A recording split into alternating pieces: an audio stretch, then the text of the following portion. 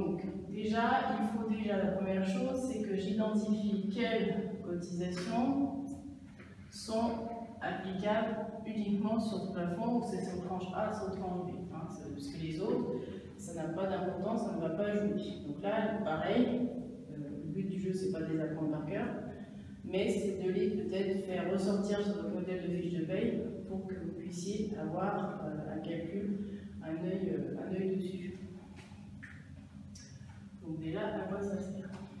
Ça sert à ça. Deuxième chose, on a donc besoin dans certains cas, on va déjà voir, je dirais,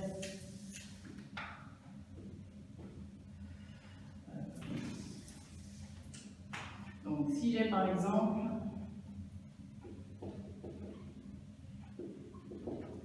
un salaire brut de 2 000 €. Est-ce que mon plafond de la sécurité sociale va jouer? Oui. Il va jouer comment? Est-ce que j'ai des cotisations que je vais devoir plafonner à 3 218 €? Si mon salaire fait 2 000 €. Non. Mon salaire brut de 2 000 € étant inférieur au plafond mensuel de la sécurité sociale, PMSS, plafond mensuel de la sécurité sociale, ici, toutes les cotisations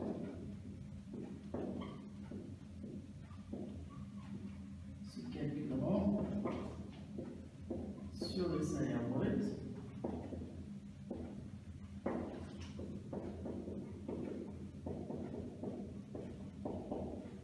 ma tranche B, ma tranche 2 sera donc à 0. Et les cotisations plafonnées ou déplafonnées de l'URSSAF seront décalculées sur 2 000 €. Donc là, c'est l'exemple que vous avez vu jusqu'à présent. Deuxième exemple, mon salaire brut égale 4 218 €. Là, qu'est-ce qui va se passer? Là, on est supérieur au plafond. Voilà, on est supérieur au plafond mensuel de la sécurité sociale. Donc là, je vais avoir deux cas de figure. Hein. Enfin, trois même. Les cotisations dites déplafonnées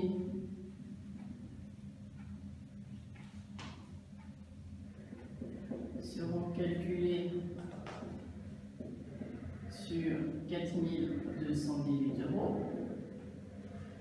Les cotisations dites plafonnées seront calculées sur combien?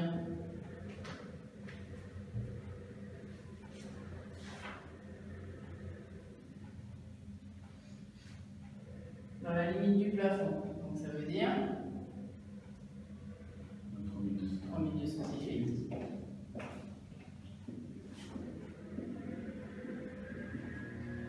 Donc plafonné ou tranche A ou les cotisations de tranche 1. Et comme je dois avoir toujours l'égalité salaire brut égale tranche A plus tranche B, ou tranche 1 plus tranche 2, hein, selon que je suis cadre ou non cadre. Du coup, ma tranche B, elle va s'élever à combien?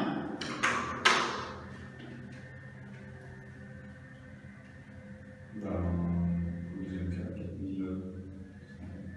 Alors, mon salaire brut est égal à 4 218.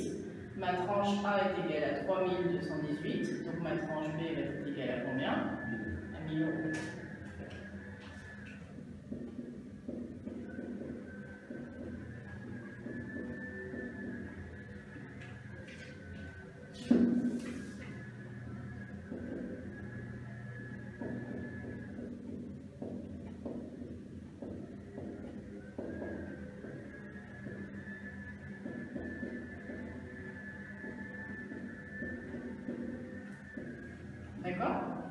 Donc ça, je dirais, c'est les deux cas que vous avez vus jusqu'à présent, hein, qui sont les cas les plus simples, où si mon salaire est strictement inférieur durant toute l'année à mon plafond, je vais cotiser sur mon salaire brut sans m'occuper du plafond. Si mon salaire est strictement supérieur à 3218, pardon, je vais calculer mes cotisations sur le plafond et la différence dans ma tranche. Par exemple, si on reprend, vous avez vos cotisations, hein, donc tout ce qui est pour l'URSSAF plafonné, on a l'assurance vieillesse et le FNAL, une partie du FNAL. Pour le reste, on est tout en déplafonné, donc on ne s'occupera pas du plafond, tranche 1, tranche 2, et après vos caisses de retraite, on aura la tranche 1 et la tranche 2. Donc ça, c'est les cas, je dirais, les plus faciles et les plus simples.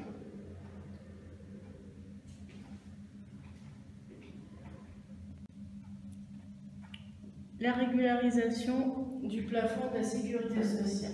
Donc, dans quel cas je vais rencontrer la régularisation du plafond? Donc, on a vu précédemment que si mon salaire était toujours strictement inférieur à 3218 €, j'étais que en tranche A. Si mon salaire était toujours strictement supérieur à 3218 €, j'aurais une tranche A de 3218 € et une tranche B de la différence. Maintenant, le cas va se poser si mon salaire, au cours de l'année, varie au-delà et au-dessus de 3218 €. C'est là où je vais devoir appliquer la régularisation du plafond.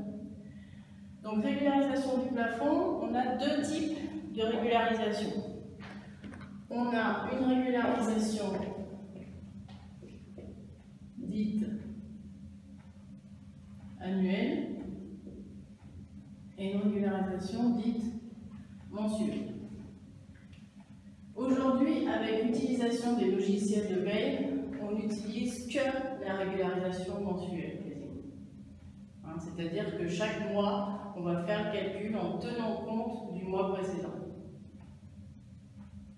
Et c'est ce cas-là que je vais vous expliquer, parce que c'est le cas qui est le plus pratiqué, et c'est le cas que vous rencontrerez aussi, vous, dans les exercices, puisque dans les exercices, on aura le cas où la personne, elle n'est jamais au-dessus du plafond, et elle va s'en aller, par exemple. Et quand elle va s'en aller, on va lui verser des congés payés, on va lui verser un certain nombre de choses. Et du coup, ce mois-ci, elle va basculer au-dessus. Donc là, on sera dans le cas comme si c'était une régularisation annuelle. Donc ma régularisation, donc c'est le cas où mon salaire varie au-dessus, au-dessous du plafond. On va le faire, on va partir d'un exemple. Donc, mon exemple, en janvier 2016, la personne touche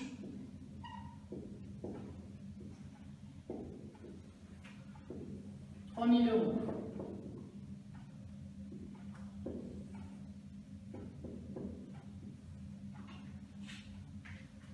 Quel va être le montant de ma tranche 1? Quel va être le montant de ma tranche 2? Là, comme c'est inférieur au 3218, la première tranche, ça va. Le salarié sera en 21. Voilà, donc mon salaire 21, ça va être effectivement 3 000 €. En février, mon salarié il touche 3 500 €. Donc en tranche 1, on sera à 3218.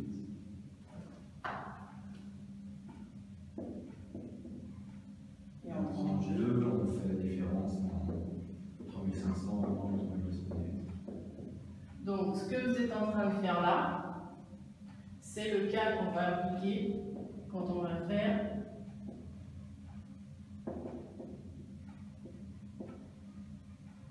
la régularisation annuelle. C'est-à-dire que quand on va faire la régularisation annuelle, on va faire le mois d'après, on ne va pas se préoccuper de ce qui est plus passé les mois d'avant. C'est le plus intuitif, je dirais, mais c'est le moins pratique. Et je vais continuer quand même. Mettons que la personne quitte la société au mois de mars et que là, elle touche, on va dire, 2 000 €. Qu'est-ce que vous allez faire?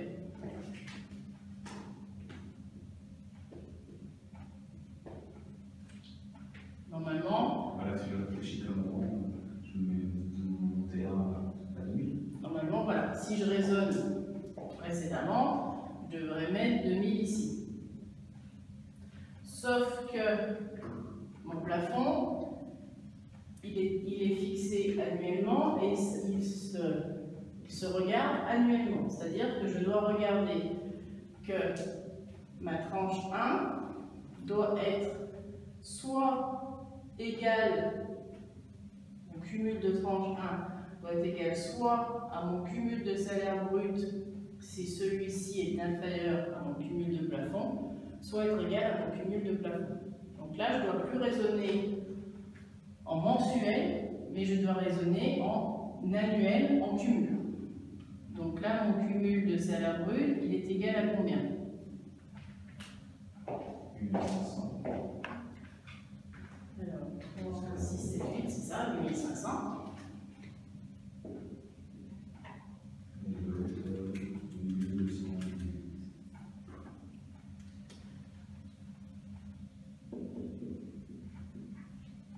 Donc là, pour l'instant, si je fais le cumul de tout ça, je suis à 3000 plus 2000 plus 3218, je suis à 8218. D'accord? Et en tranche B, je suis à 282. Ça, c'est s'il n'est pas régularisé mon plafond. Or, mon salarié s'en va. Donc ça veut dire qu'ici, je dois être soit égal à 8500, soit égal au cumul des plafonds de la sécurité sociale par rapport au nombre de mois où il est resté à l'entreprise. 3 plafonds de la sécurité sociale, puisqu'on est fin mars, ça fait combien?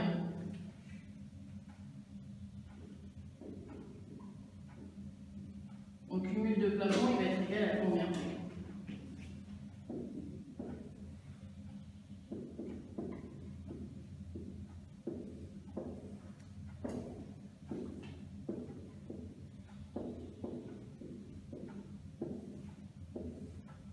Je dirais qu'il faut 3218 multiplié par 3. Voilà, c'est ça.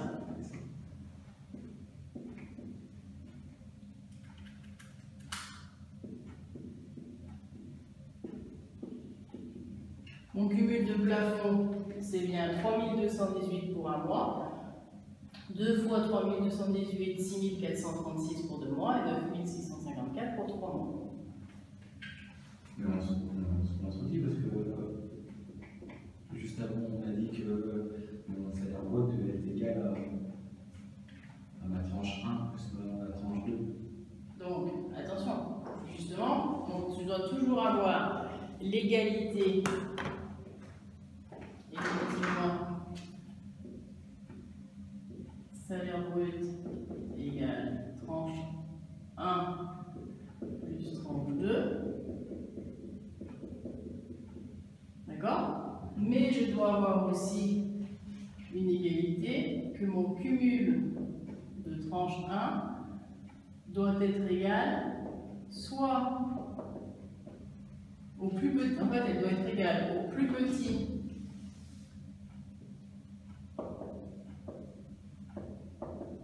entre le cumul de mon plafond et mon cumul de salaire brut. Ma tranche 1 est égale soit à mon cumul de plafond si celui-ci est inférieur à mon cumul de salaire brut, soit à mon cumul salaire brut si mon cumul de salaire brut est inférieur à mon plafond. Puisque je n'ai ma tranche B, ma tranche 1, pardon, ne peut pas être supérieure à 3 fois le plafond. Je ne peux pas cotiser plus que le plafond. Or, si je regarde ici, mon salaire, mon cumul de salaire brut de 8500 par rapport à 9654, il est supérieur ou il est inférieur? Il est inférieur. Donc s'il est inférieur, je n'ai pas dépassé le cumul de plafond. Donc en fait ici, quel est le montant que je dois venir positionner ici?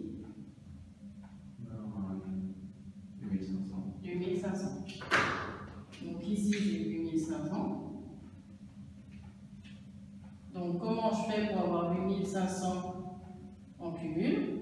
Ici je ne peux pas avoir 2000, hein, mais je dois avoir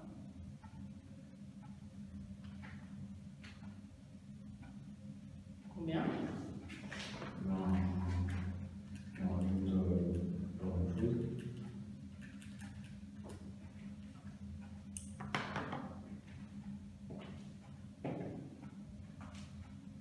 Là, en fait, je n'ai pas assez cotisé ici, hein, puisque je n'ai cotisé que sur 3218, alors que j'aurais dû cotiser sur 3500. Donc, en fait, les 282 que j'ai cotisés ici, je les ai cotisés à tort. Donc, ça veut dire qu'ici,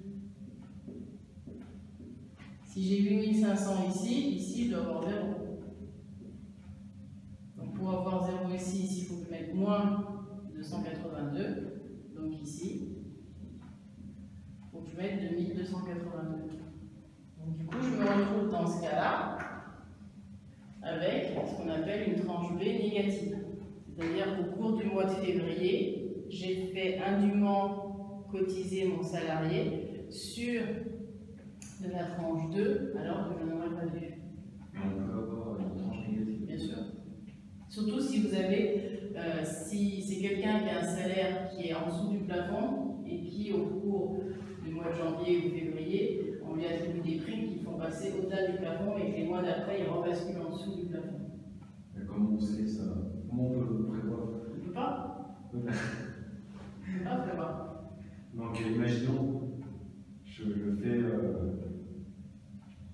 les fiches de paye en janvier, elle était bonne.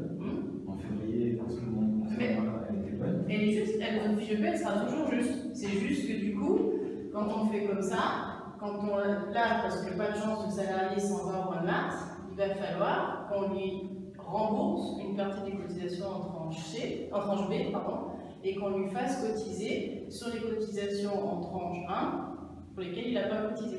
Donc il faut que je modifie. Non, non, vous modifiez rien du tout, ça, la fiche de paie de février, elle est faite. Vous n'avez pas le droit, c'est là où vous allez avoir sur votre fiche de paie une tranche B négative, c'est tout.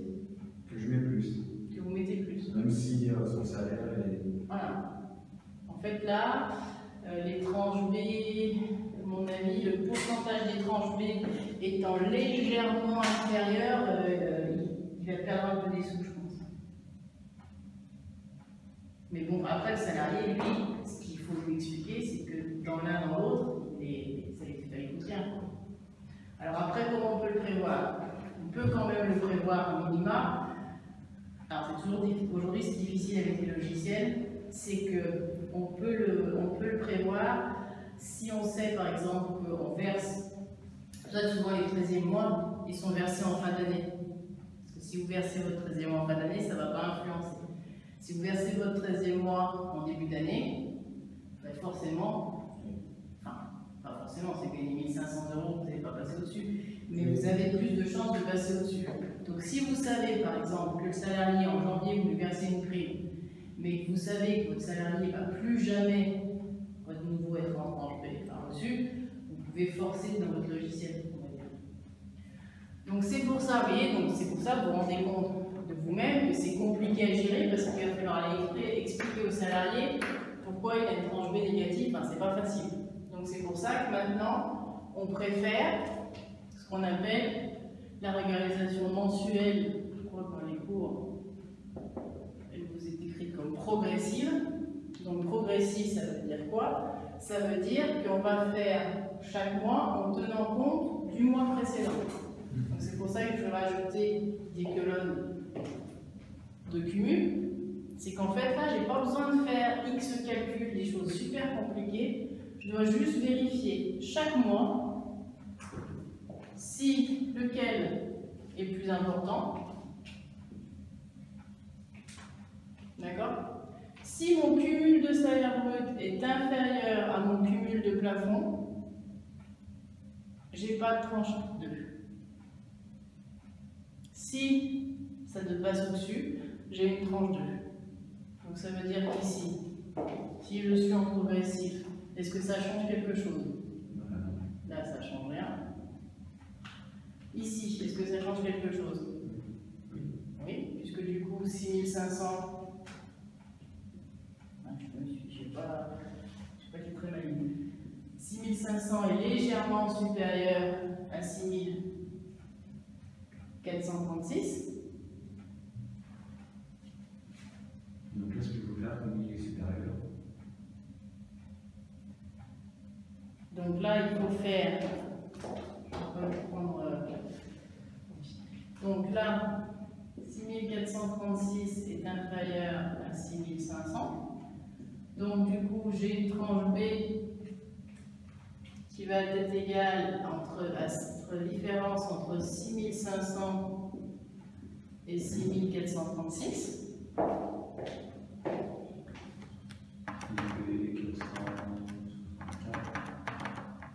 64.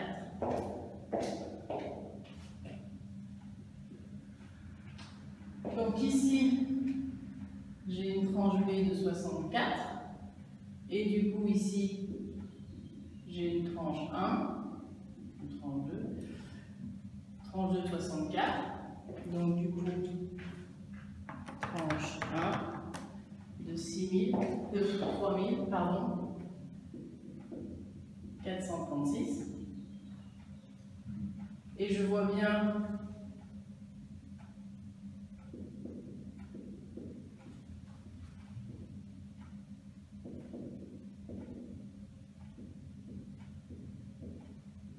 que mon cumul de tranche 1 est égal au plus petit des deux nombres entre le cumul de plafond et le cumul de brut.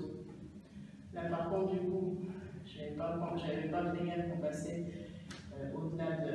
Donc du coup je vais me retrouver aussi du coup ici avec une tranche B négative aussi. Du coup là je continue de la même façon. Je vais comparer mon cumul de salaire brut à mon cumul de plafond. Là, je ne dois pas déclencher en cumul, je ne dois pas avoir de tranche B. Donc la même chose que tout à l'heure. Ici, je vais reprendre mes 64 €. Et du coup, ici, je vais avoir 2064 €. Et si je vérifie, j'ai bien mon cumul de tranche 1 qui est à 8500, mon cumul de plafond à 9654 et mon cumul de salaire à 8500. C'est pas très. Je vais faire un exemple où on ne passe pas